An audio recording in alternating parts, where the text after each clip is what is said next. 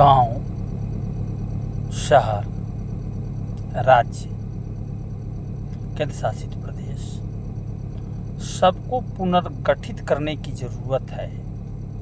और गांव के लिए और शहर के लिए अलग शैक्षणिक संस्थानें, शैक्षणिक व्यवस्था, गांव के लिए कृषि आधारित काम, पशुपालन, मत्स्य पालन, मुर्गी पालन, बकरी पालन वगैरह की व्यवस्था, शहरों के लिए व्यावसायिक व्यवस्था,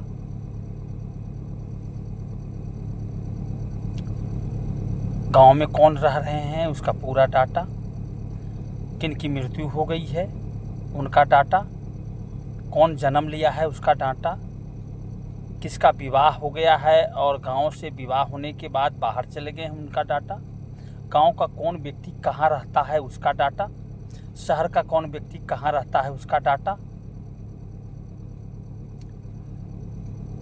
कौन क्राइम कर रहा है उसके क्राइम की हिस्ट्री, कौन डिस्प्यूट कर रहा है उसकी जानकारी, हर किसी की शैक्षणिक योग्यता, कौन कौन सा काम कर रहा है उसका डिटेल्स, ये सब हर गांव के पास, हर शहर के पास हो।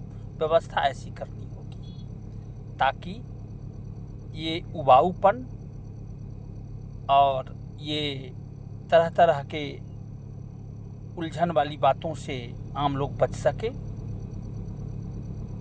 गांव में ज़मीन है, किसी गांव के पास उसका डाटा नहीं है, रिकॉर्ड नहीं है, सर्किल ऑफिस में जाइए, ऊपर की ऑफिस में जाइए, वहाँ दौड़ लगाइए, वो डाटा लीजिए।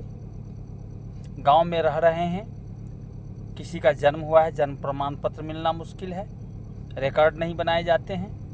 गांव में किसी की मृत्यु हो गई है, उसका रिकॉर्ड नहीं है, उसको दौड़ धूप करके दर्ज करवाना पड़ता है, खर्चे होते हैं और परेशानियां होती है।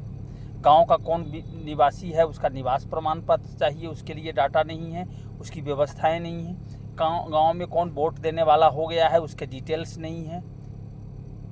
ये सारे डिटेल्स की व्यवस्था करनी होगी और गांव को, शहर को संगठित करना होगा, उसके लिए व्यवस्थाएं बनानी होंगी। गांव वाले लोग हैं, गांव के लोग हैं, उनको इलाज कराने के लिए शहर जाना होगा, उनकी व्यवस्थाएं प्रॉपर नहीं हैं, उसके लिए व्यवस्था करने की ज़रूरत है। गांव में क्राइम हो रहा है, झंझट हो रहा है, विवाद हो रहा है, उसके सॉल्यूशन के लिए आपको कोर्ट कचहरी जाना होगा, गांव से बहुत दूर जाना होगा, कोई व्यवस्था नहीं है। इस सब को गांव में करना होगा। पूरा देश गांव पर आधारित है। शहरों में उद्योग हैं लेकिन ये सब का सब अधिकांश चीज़ें गांव पर आधारित है। ये मछली कहाँ से मिलेगा, अनाज खाने के लिए कहाँ से मिलेगा, दूध कहाँ से मिलेगा, मुर्गियाँ कहाँ से मिलेगी, जो मांस खाने वाले हैं, गोश्त खाने वाले, उनके लिए ये कहाँ से मिलेगा। ये सब गांव का उत्पाद है, इसको व्यवस्थित करना होगा। और यहाँ व्यवस्थित करने के बाद गांव को आत्मनिर्भर बनाया जा सकता है। गांव की व्यवस्था होने से गांव में जो कृषि है उसको दुरुस्त करना होगा और उसकी व्यवस्था करनी होगी कि हर गांव का अपना एक आइटम हो, अपना एक प्रोडक्ट हो। गांव में जो उत्पादित होता है वो रॉ मटेरियल्स है, तो उसके लिए उसका प्रोडक्ट जो बनने वाला है उस गांव में बने, उसकी सप्लाई दूसरी जगह हो, सरकार उसकी व्यवस्था करे। ये सारे डिटेल्स जो लोगों के हैं, व्यक्तिगत डिटेल्स हैं, उनकी प्रॉपर्टी के डिटेल्स हैं, उनके कामकाज का डिटेल्स है, उनके चाल चलन का डिटेल्स है, गांव में उपलब्ध हो। यानी गांव तभी दुरुस्त होगा कि जो घनी आबादी वाला राज्य है उसके लिए ग्राम पंचायत बनाना है। ये ग्राम पंचायत छोटी आबादी के लिए नहीं, 50,000 या 50,000 के आसपास की आबादी के लिए बने। वहाँ सारी व्यवस्थाएं हों, सारी सुविधाएं हों, सारा व्यवस्था हो। अब गांव को ये डिसाइड करना होगा कि गांव में कौन सा लोग है जिनके बच्चे पढ़ने वाले हैं, उसके पास संसाधन नहीं है, उनके बच्चों की शिक्षा की व्यवस्था हो। गांव में व्यवस्था करनी होगी कि हेल्थ का प्रॉब्लम किसी को है, उसकी स्वास्थ्य सेवाएं कैसे मिले, उनके पास अपने फंड नहीं है, पैसे नहीं है, तो उनको स्वास्थ्य लाभ कैसे मिले, उनको खर्च कैसे हो, उनका इलाज कैसे हो। गांव में क्राइम नहीं हो, कोई क्रिमिनल नहीं बने, ये कैसे होगा, उसकी व्यवस्था करनी होगी।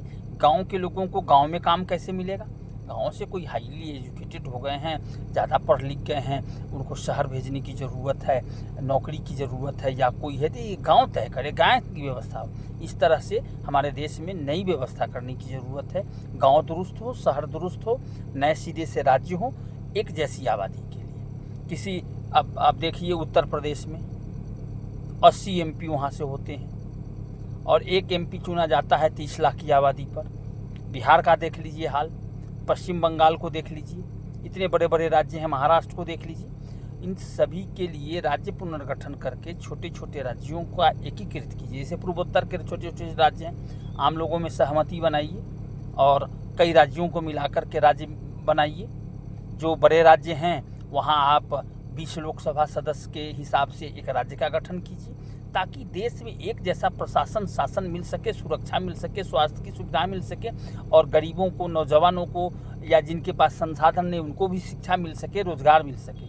जय हिंद, जय भारत, जय प्रबल भारत पार्टी।